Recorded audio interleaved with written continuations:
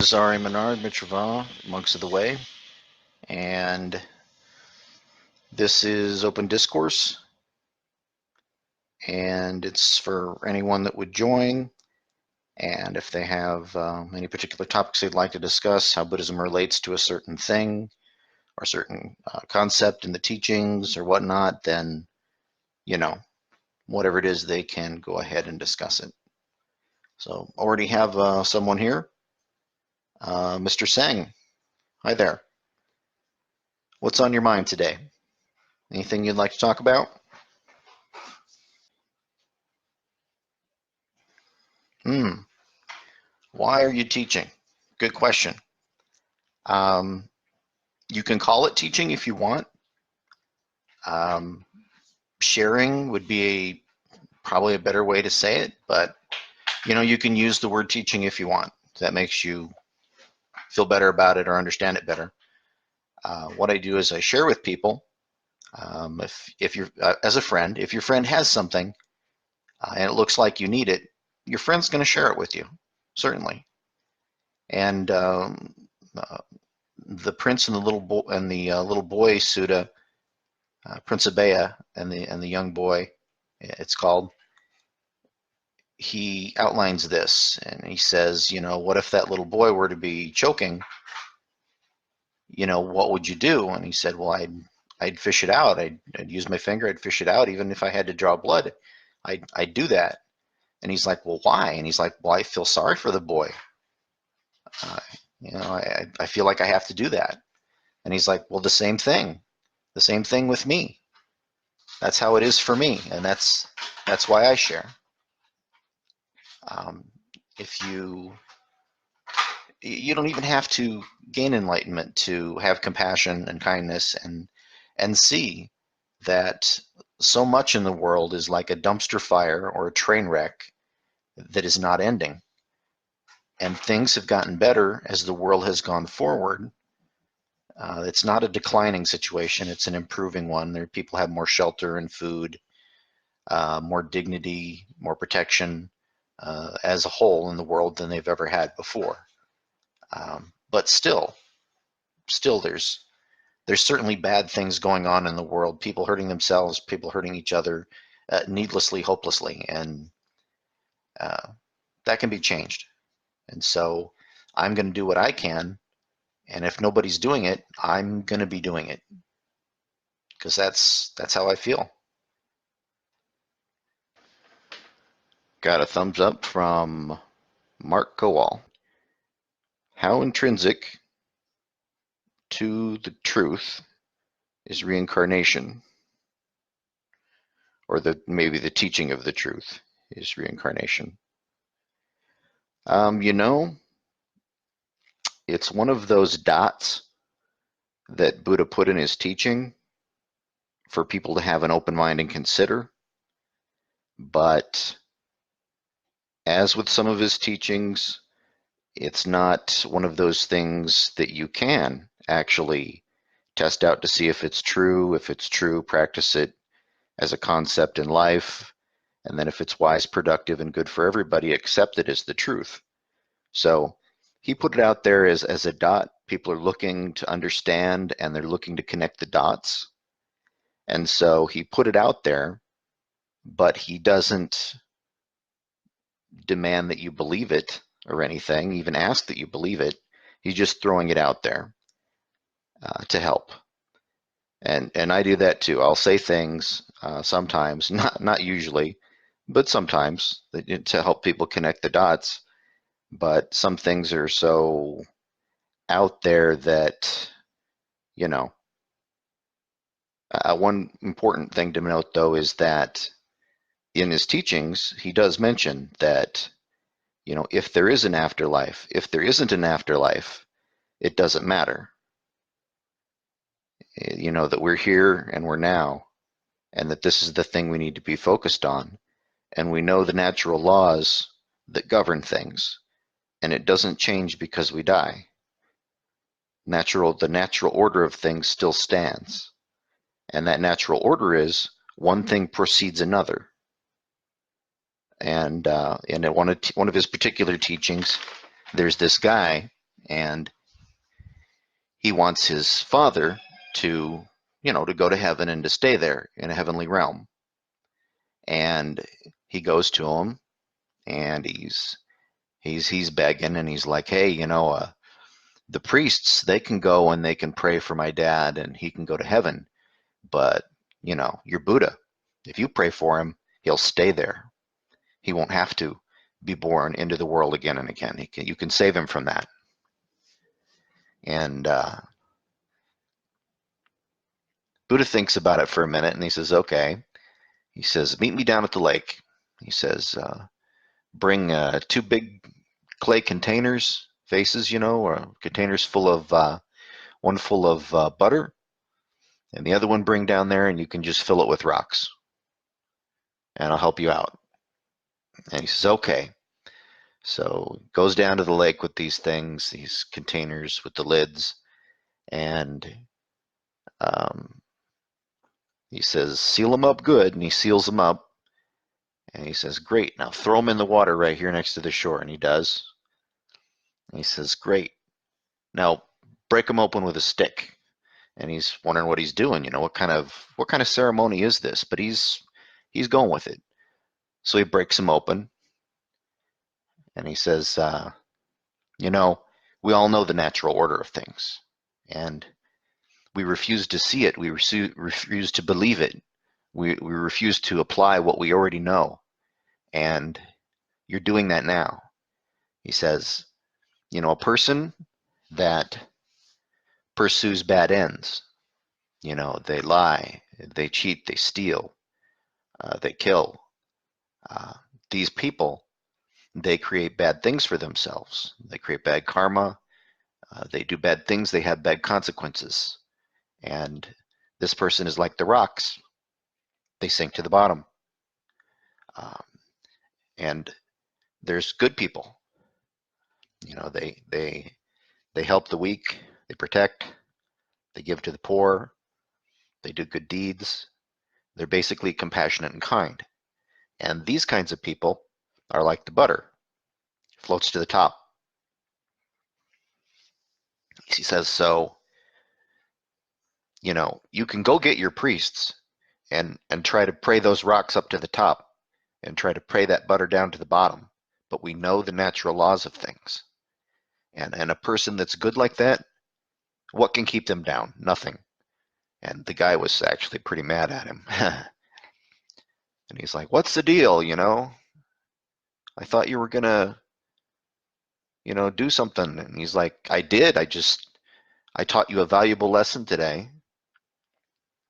And he even complained about the price of the butter. But he's like, good, it's expensive. It's an important lesson.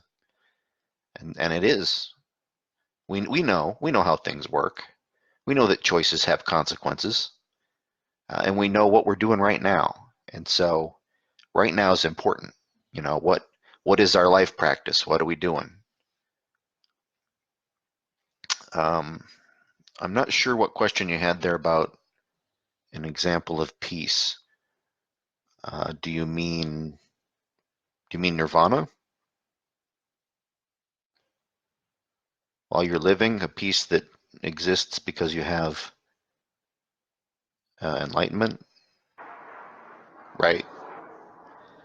Right now is the thing. Yeah, maybe we do live after death. Maybe we don't. What is important is now, and it doesn't matter because good things are after good things, and bad things are after bad things. We know that they have bad consequences. So if a person worries for what happens after death, then they can do something about it right now. The teaching of non-self seems to indicate no soul exists. Well, it would, but people misunderstand. They misunderstand what the teaching really is about it, and there are other teachings that are outside the Pali Canon, the ones that are considered earliest of Buddha and his monks, of course, that didn't do any writings until after he was dead, of course. we need to look at the idea that there's no self. Categorically, Buddha didn't really say there's no self. And he didn't say that the world is empty exactly. There's actually the story of the treasured sister, and it addresses this, although people tend to mistranslate it because they want to make it what they believe. And they want to believe there's no self, most of these more modern monks. So that's the way they interpret it. But it certainly says in there that you shouldn't take a position. And that speaks to what Buddha was advising the monks, was that these royals and these contemplatives, they're going to try to draw you into the conflict of debating the truth of things like this. And it's endless. You can't do it. So it's not a productive area of debate, of conversation for you with these people. And so either way you side is going to be a pile of fabrications. And that's not good for you. That treasured sister, what she did is she went into the forest. She was going to meditate after she did her things for the day, out collecting and sharing truth and having her meal. And she went out to meditate for the rest of the day, and she gets these questions from the woods, and she figures out that it's the evil one. And she says, you know, basically that when we have the parts together that make up a person, we call it a person. Like we have the parts that make a chariot, and we call it a chariot. Now, you decide there's a self. I don't decide this. Do you take a position? If you take a position, it's a pile of fabrication. And, of course, the evil one being found out vanishes.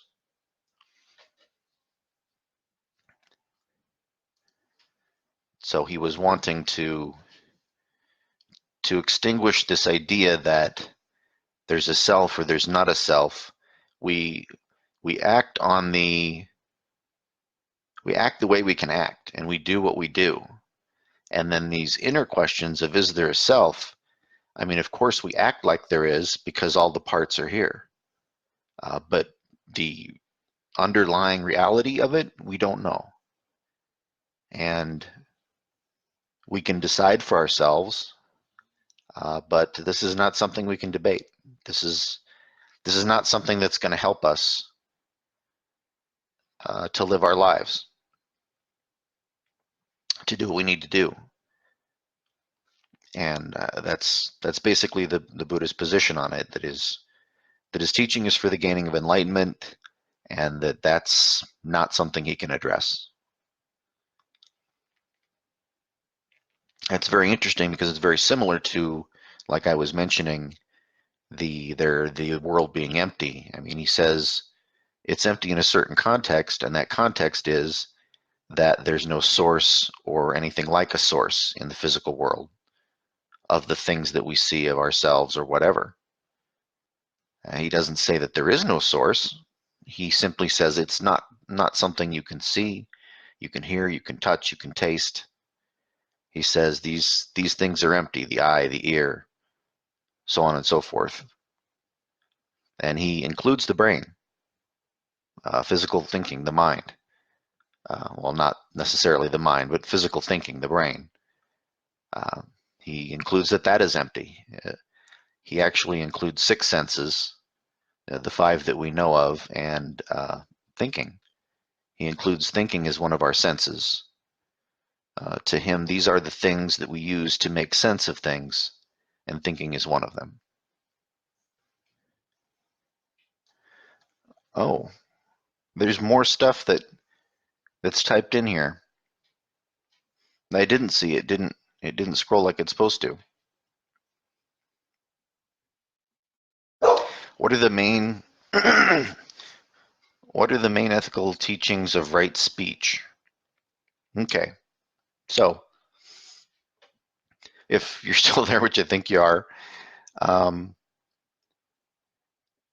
Right speech, right action, right livelihood, right direction in life. These 8 things that are put together in the Delusion Sutta is basically the thing.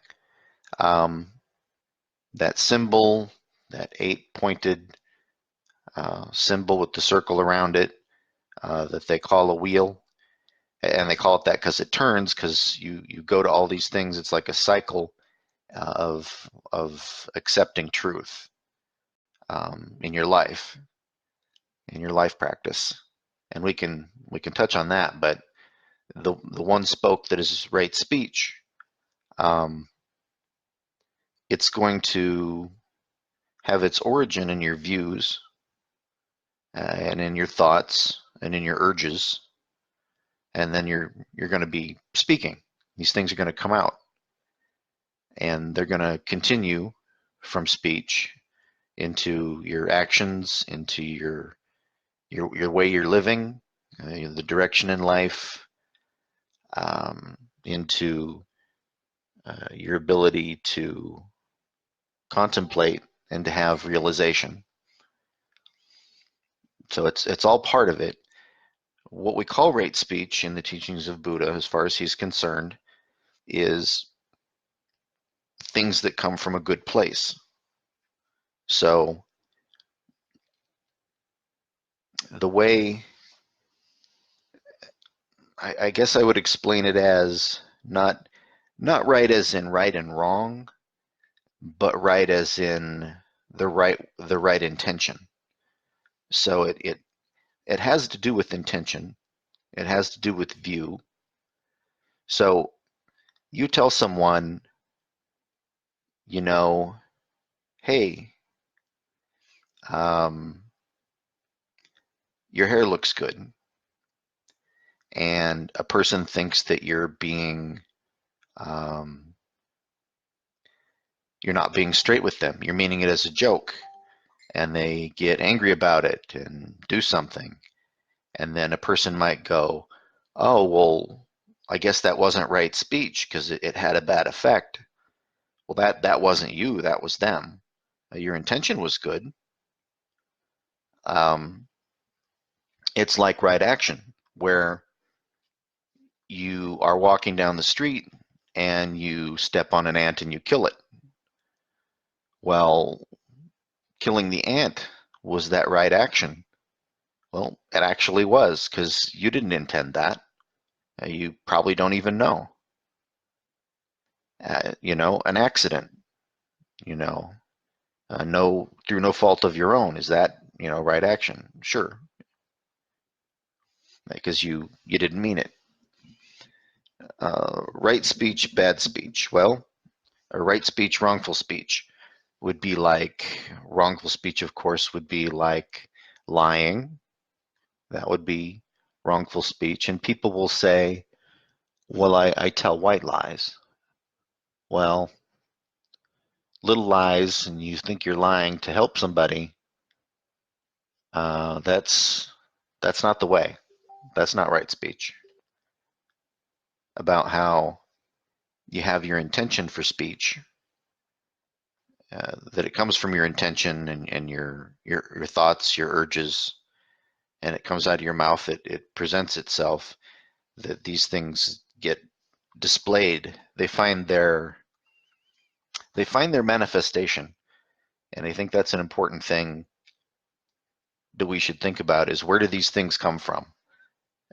Well, there are things inside that find a way to manifest outside. The person that lies, that cheats, that steals, that kills, this person, their intentions are not rightful, and these things find its manifestation out in the world. If a person hates, the hate will come out. They're sad, that'll come out. They're afraid, that'll come out. It all comes out, or the bill comes due, you might say.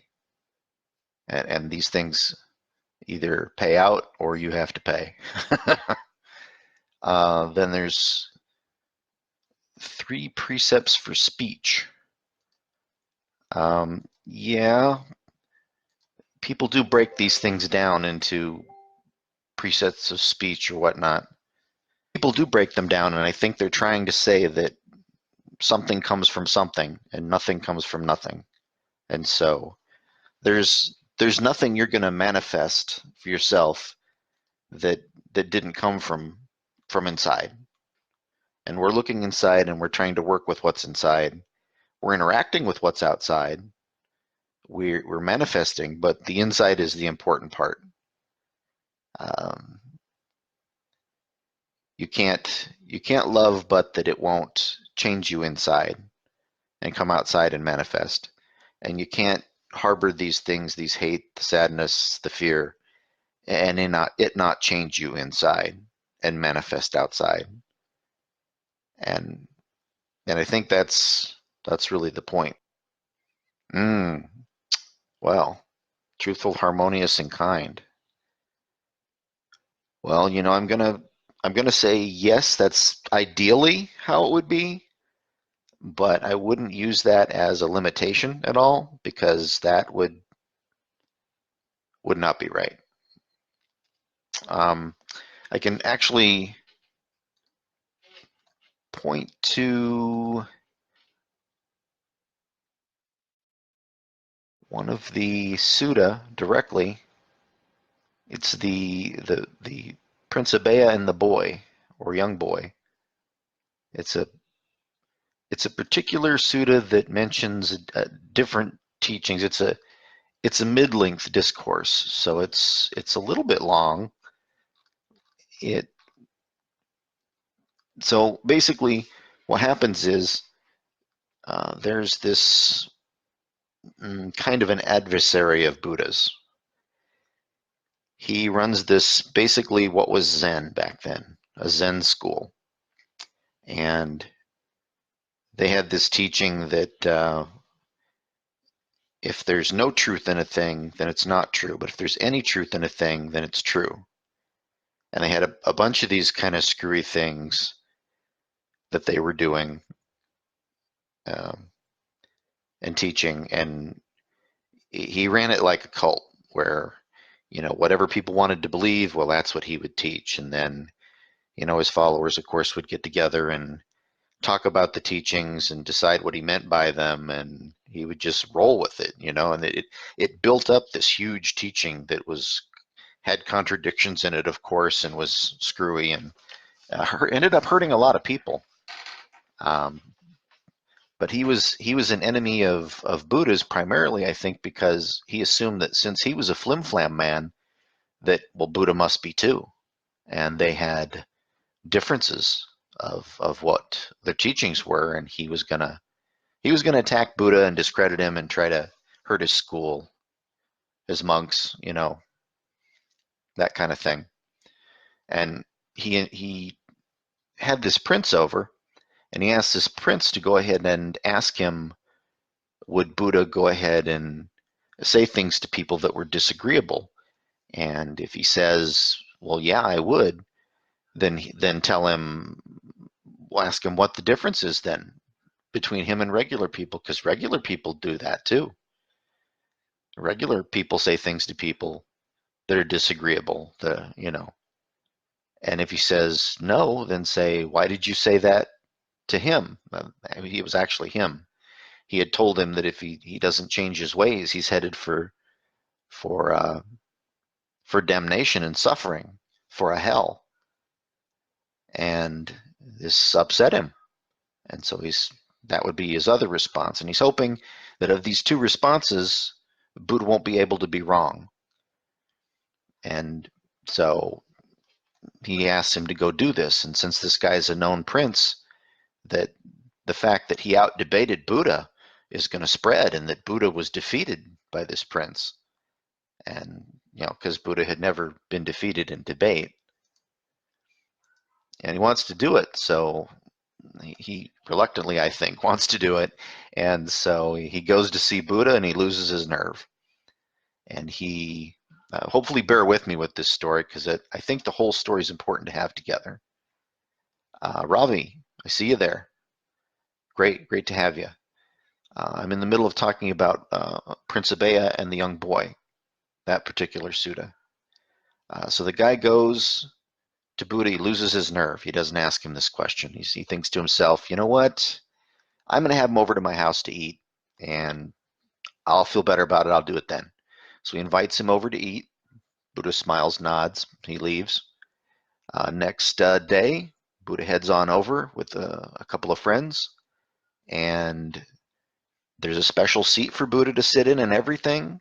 And the prince actually serves everybody by hand. So it's really something.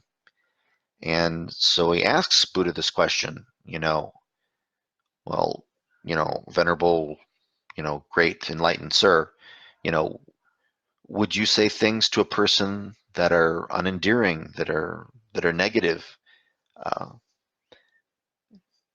that are not received well, And he's like, there's no real yes or no answer to that question. It really varies, and I'll explain this to you. And the guy's like, well, then, right there, these Nagayas, these people of this teaching, they're undone. He's like, I know those people, but why are you asking about this? And he spills the beans. He tells Buddha that he's been put up to this, and that hopefully he was going to answer one way or the other, and he was going to be proven wrong. And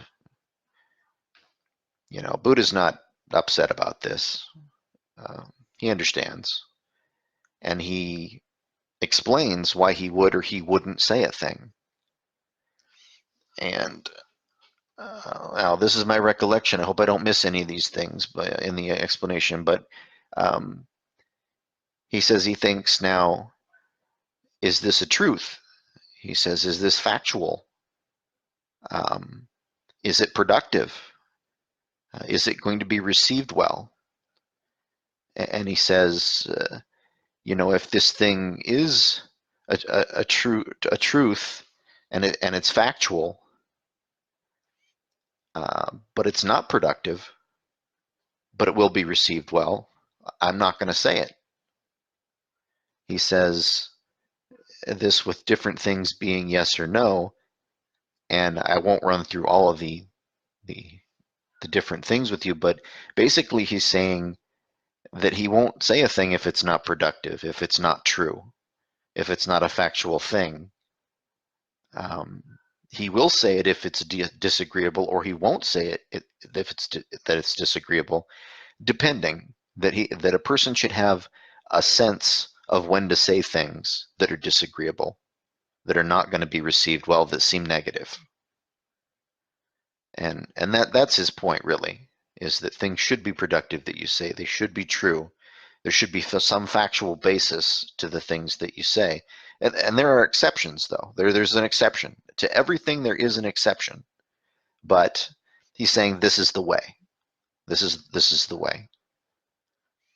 And I think that has a lot to say about right speech, because you could be at somebody's funeral and they were a real jerk about something, and a person could say they were really nice and we about this, and you could voice up and you go, no, they were a jerk.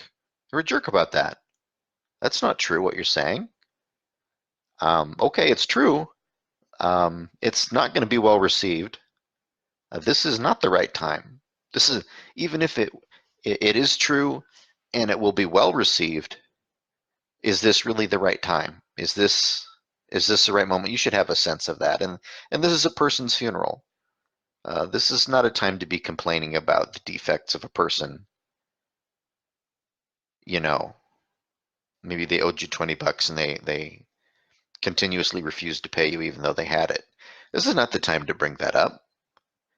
Is it productive? Maybe you're trying to make an example and say that people should pay because life is short. Well, okay, but this might not really be the time for that. It's a really good teaching, really good. I have it. I probably should have gone ahead and Reddit. Oh yeah, there's another part of it too. I mentioned that too. It's such a good answer that Buddha gives, that he says, how do you come up with this stuff? How do you do it? Do you rehearse this stuff? Do you come up with it beforehand and you say to yourself, they're going to ask something like this and I should come up with an answer and here it is? And he's like, no, I just come up with things. He says, your business is building chariots. Do you know the parts of a chariot? When people ask, do you rehearse it beforehand, or do people ask you about parts of a chariot and you tell them? He's like, well, I tell them. I know the parts of a chariot really well. He's like, the same thing with me with the truth. He goes, I know it. And so when people ask me, I answer. I don't beforehand go, well, I think people will ask this and this will be my answer. And that's one of the reasons that I do live discourse and that I'm doing teachings live, not just making a video and sending it out, because I want people to be able to interact. And if there's debate, I want debate to be had, not so I can win, but so we can discuss the truth together. And I think it's really important to be genuine, to be honest with everything. I think it is more genuine to have a nice live discourse. What I wish was that we had some way to put your voices in individually, so like one person could speak at a time and we could interact that way. There's no such program out there that I know. I really wish there was. And that way we wouldn't run over each other when we were talking. Like they have a circle of people and a person has the staff or the feather or the whatever, and that person talks and they pass it to the next person and they talk. A person like a situation like that. Let's see, we have Mark saying, Mark Cole, I hope I'm pronouncing that correctly. One should restrain the impulse for internal or overt speech and master the practice of silence. 2, one should avoid language which fosters ego, identification in oneself or others, and select language that promotes accurate knowledge of the empirical. Okay, I think mostly that really does go along with what I'm saying. I don't know about the ego identification. That would be like a thing that, you know how people do, where they will talk about themselves, I'm so rich, I have such wonderful things, I do such great deeds for people. And they just keep going on about themselves. Or they do the humble brag, where they say, it's a real trial sometimes to help people as much as I do. I struggle with that. Okay, so they're complaining, but they're also, trying to lift themselves up a little bit with that. They keep doing stuff like that. I could understand how that would be. That would be wrongful speech. Um, Once again, it's the intention that a person has, and that person's intention is obviously they keep going on about themselves, not right. And I don't mean that as right and wrong, but a rightful or a wrongful way to be speaking. In this case, it's productive would be the thing. Is it productive for me to speak that way? Well, it's not. It blows my self-image up, makes me feel like I'm more than I am, and that I can, do things I couldn't normally do, which are not nice or not good. I'm trying to make others think that I'm so great. The decisions we make have consequences. Goes along with what I don't know if I mentioned karma in it, where, you know, a good thing precedes a good thing, a bad. The teaching I was talking about with the broken jars in the lake, that kind of thing, that we know the natural order of things. So we really know what would be right speech and what wouldn't. It's not It's not really that difficult. I myself haven't broken them down into precepts of speech, and I don't know that Buddha really did either, but because it is so simple the way he mentioned it. But there are more here. Restrained from speech which is not consistent with one's thoughts or actions. Yeah, shouldn't lie, sure. One should refrain from speech which denigrates others or oneself, uh, makes less of them that they are. That'd be harmful speech.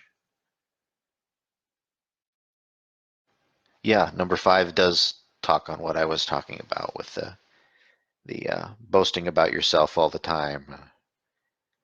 And this goes to, I think this probably we should mention the which sutta was that? Compassion and Kindness Sutta.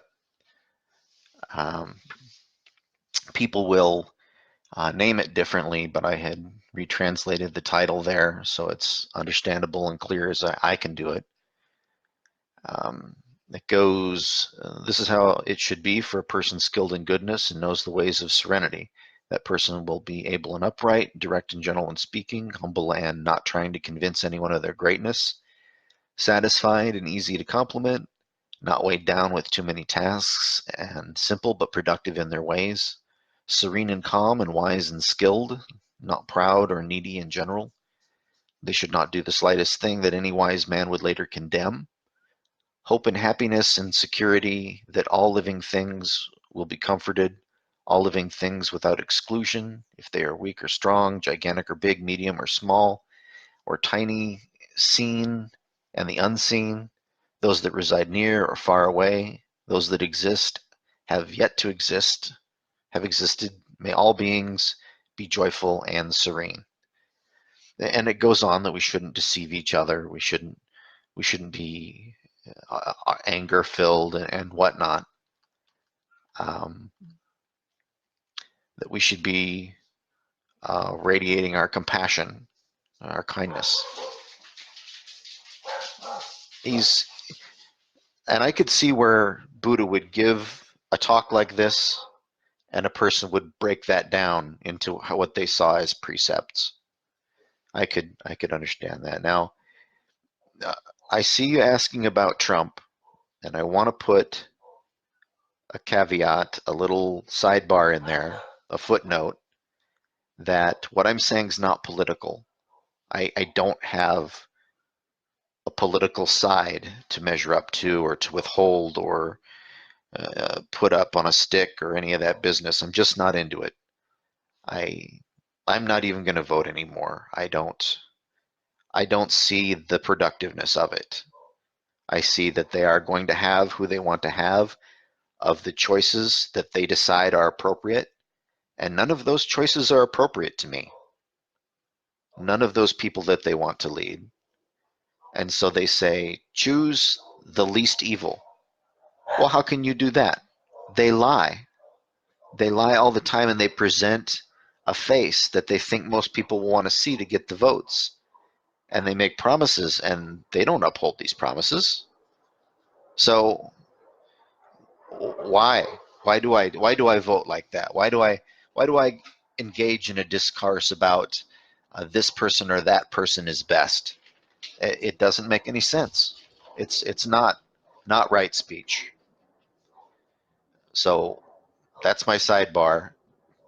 What I've seen of Trump, I can measure what he really does. What he says, how he presents himself, that's another matter. You know, that might be smoke. Not a real thing that goes with the wind and vanishes. But the man behind all that, we can see by what they do. Now, we can see that he's given even more money to people that are rich like himself. We can see that he wants people that have less to keep having less and to have even less in the future. So we see that he's not a person of generosity. And we can see in the actions that he upholds, whether he decides inside that this is how he really feels about it or not, he does back certain things against immigration, against immigrants, against people of color. Um, he acts in a certain way that tells us that he has a certain amount of racism, intolerance, that his compassion and his kindness are quite limited. And I'm not going to say that this is a lost person, but this is a person who struggles. This person, Trump. This is a person who struggles with his self-identity, with himself, who he is, and I can tell by the way he speaks, his actions, his gestures, his face. He can't hide it from me. I'm a very good student of human nature. That he feels that he's not good enough. He feels that he's a bad person. He's not good enough. That he's a fraud, and maybe he is a fraud. I'm not saying a bad person, a lost cause, but he feels these bad things about himself, and this is why he's like that. And this is part of the narcissist that does this. The United States is a republic, a republic that has a representative republic, and we can blame these representatives for doing what they do, but it's the system they're caught up in, and the system does need to change. And someday I will write or speak out directly on that, about forms of government and how we can promote truth, kindness, compassion in these governments. But it has to start from the ground. It has to start from the people. If the people put enough pressure, then the royals will, also change their views or feel ashamed and change things. And so things will change. And they have changed. We have actually gotten better as a country, the United States, not worse.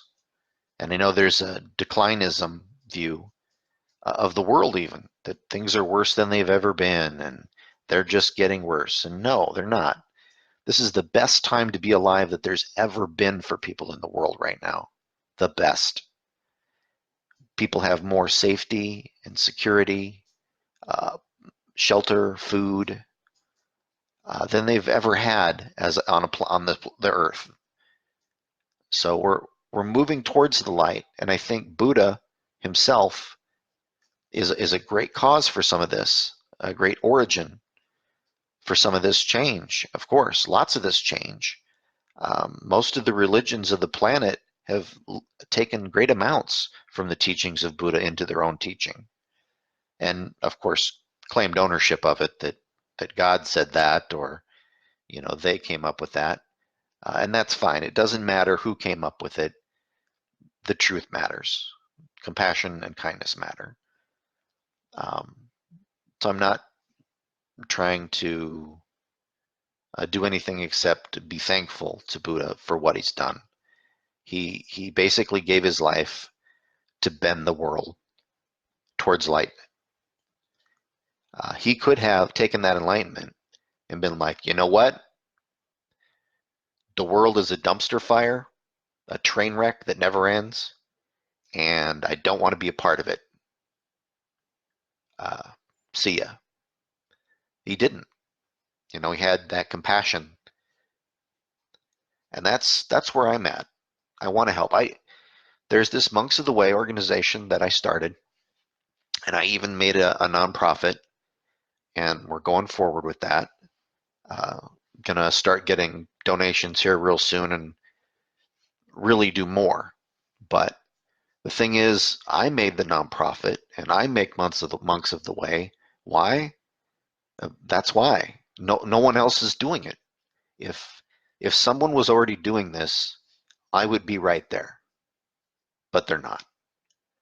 They're not trying to make an organization that stands up and and does like Buddha did. And social activism is certainly part of what Buddha was doing. But I don't see Buddhists doing this. The best thing I see is I see the Dalai Lama taking a position on some things and trying to, change some things for his country. I see that, but he's very limited in the scope he's doing, and you don't see monks of Dalai Lama going to talk to world leaders and to patch things up between countries, to stop violence in these countries, to help make deals, to broker arrangements. They're not doing this stuff. They're not. Get kind of emotional there. They're not acting as they would if they really were trying to do as Buddha did, right? They're not. For the most part, there are exceptions. Dalai Lama, I think he's done a really good job of being who he is, being in his position. But he's doing it because it's his place to do it. And I do what I do because it's my place to do it. I hope we all do that. We all have gifts, we all have abilities, and we all should be able to do what is best and give up what is less for what is more. We just have a real problem with it, a real problem with accepting the reality of the situation we're in and moving forward like that with the right speech and the right action and so on and so forth. Those places mentioned in the short discourse delusion sutta, there's actually two of them. And there was actually a guy the other day that said, your translation's totally wrong. It doesn't say any of that stuff in the delusion sutta. And he had the mid-length discourse, and I had the short discourse, and they do say different things. The mid-length discourse talks about basically like the fire sermon, the one where he says that the eye is empty, the ear is empty, these things. So it's different. It definitely is different. Politics sucks. How did you learn the truth or the teaching of truth? Well, I gotta say, I had a hard time. I really did. And someday I should make a biography because I had a real hard time. I know these things that people come to me about, and I have experience and I share. How did I get it? How did I figure things out? Well, there was a time when I was searching and searching, and there's these masters of what they were doing, not masters and that's another sense, but that I studied to figure out what they knew and asked them questions because I started when I was 5 actually asking. My grandparents would take me to their church, and they actually had me baptized there when I was a baby, and I would ask the pastor there questions, and he didn't have an answer for most of them, and he came up with a lot of stuff, but I got to give him credit. He didn't turn me away. This 5-year-old asking questions. One of them was, is Jesus an imaginary friend? And I asked other people in the church, and they had a range of ways they reacted to that. Some were angry, some were afraid. Generally not good responses, but he had some good responses. I could talk about that some other time, but I got what little truth I could from the pastor there, and I got some truth from, of course, the Bible. And starting about 7, 8, I was reading all of the holy works, all the things that were considered holy. And I kept reading. I've read, The Golden Bough, the Book of the Dead, the Mormon Bible, regular Bible. I've been through the King James Bible twice, front to back, the whole thing. Of course, definitely different parts, and I've read many of those works more than once and gone back to them and read them again. And when I was 14, I went to go live with my dad. I was a troubled youth, and I was going to get sent to a reform school, or I was going to go live with my dad, whom I'd never been allowed to meet in my life or see, communicate with. That didn't know this guy. And he decided he would take me on, and I went. And when I went, I couldn't have that relationship with that pastor anymore, and I wanted to have a relationship with somebody I could, you know, talk with on a higher level. And I found a Wiccan high priestess, and I studied those ways for a while. And then when I was 16, I went to go work for a medicine man, a Potawatomi Indian medicine man. And I lived over there and actually lived in his house for a while. But I lived next to him, and I worked in the same place in Wisconsin. And I learned a lot from him. And I participated in rituals and all kinds of things.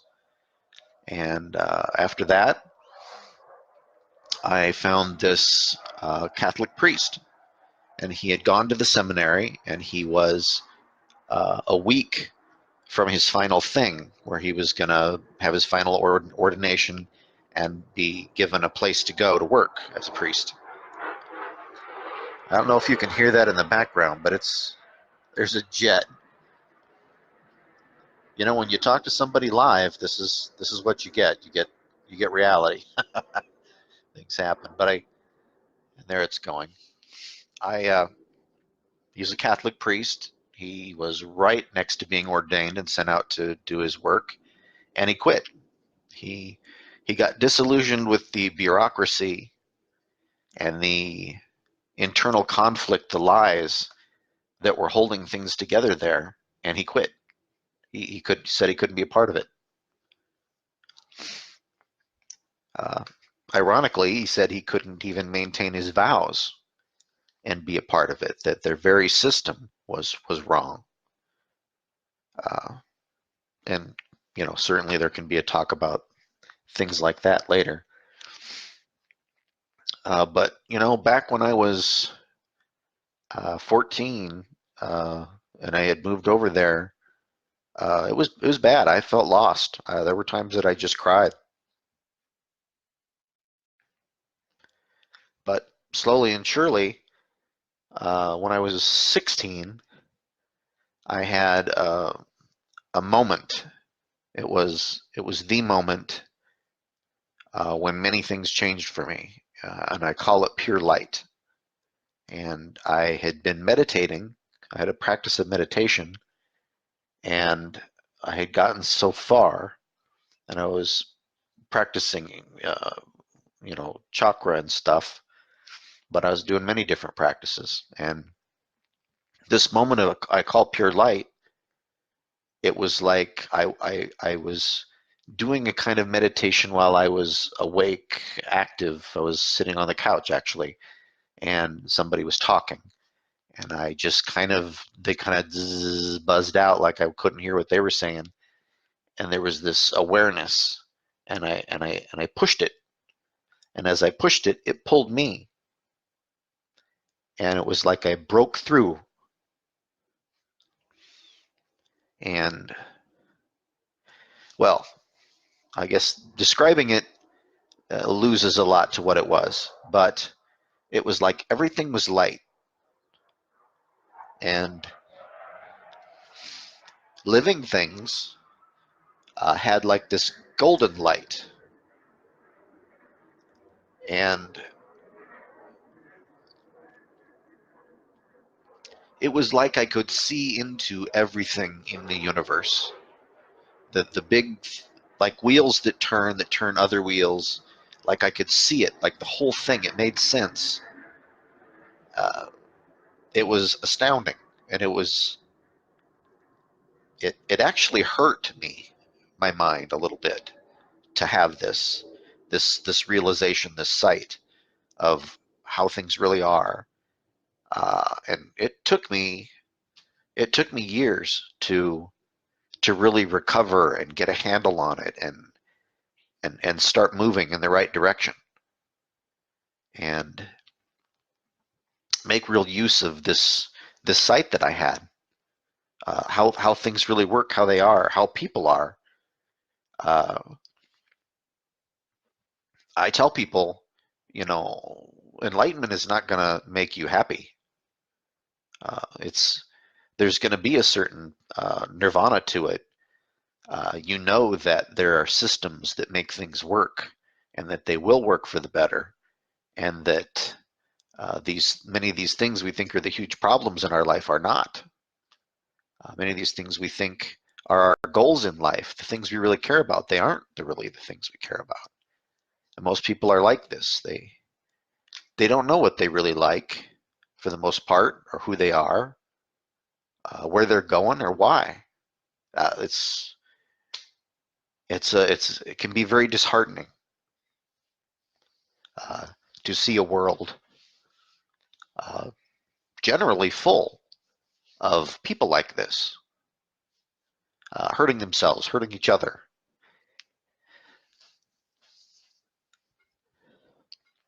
Well, I probably spoke enough about that, huh? But that's how I learned, and certainly the teachings of Buddha, I learned from them, and it's very interesting because I put myself in a position to be searching for a special work that was going to open these special doors for me in my understanding of how not the universe works, but how people relate to how the universe works. And there was this, it was called a prayer book at a used bookstore. And I bought a couple of books, and that one he said, "Where'd you get that?" He says, "Well, that's not even ours. I wouldn't even have something like that." And I don't know how it got there either, I guess, but it was from a certain monk that had written this, and he had several of the different ways in there in India, and he had written it and made it an international thing and had it translated to different languages. And this is one of them. Part of them was the Diamond Way, which you could look into, which is just awesome. Uh, there were different ways from different sects in there, of Buddhist sects and meditation sects, and he put all this stuff together in a certain way, and it was just fantastic. I hope everybody finds a book or someone sharing truth that can really open up things for them. That book was fantastic for me. And so I guess, how did I learn? I learned from everybody, including Buddha. And I don't have a particular place that I learned it. I studied, you could say, under these particular masters. But I wouldn't say one master was the one, or one holy book was the holy book, or anything like that. And I won't even say that all of Buddha's teachings, those are just the teachings, and that's all you should be concerned with. Not at all. Truth is truth.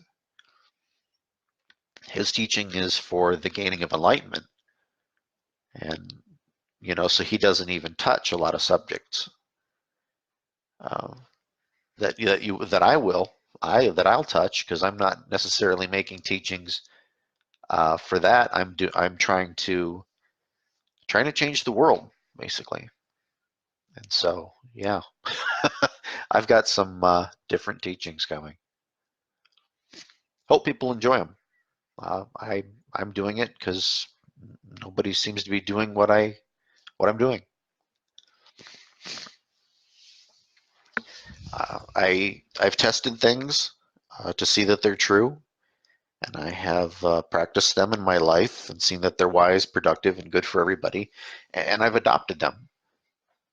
You know, when I go out door to door and I talk to people and I have them, you know, I have questionnaires for them to fill out to find out, you know, if they have needs that are particular or they're willing to try to help other people with those needs. I'm doing it because nobody's doing it, and I'm still learning things. I don't know everything. Buddha never claimed to know everything, and I don't think anybody can ever know everything. I'm doing what I can do, and I hope everybody will do what they can do. I'm trying to be a motivational speaker and motivate people to be doing what they can do to that they can always have better. Certainly, I don't mean a destination or a position, but the now. We want to make plans for the future, and we want to learn from the past. Certainly now, once again, is the thing.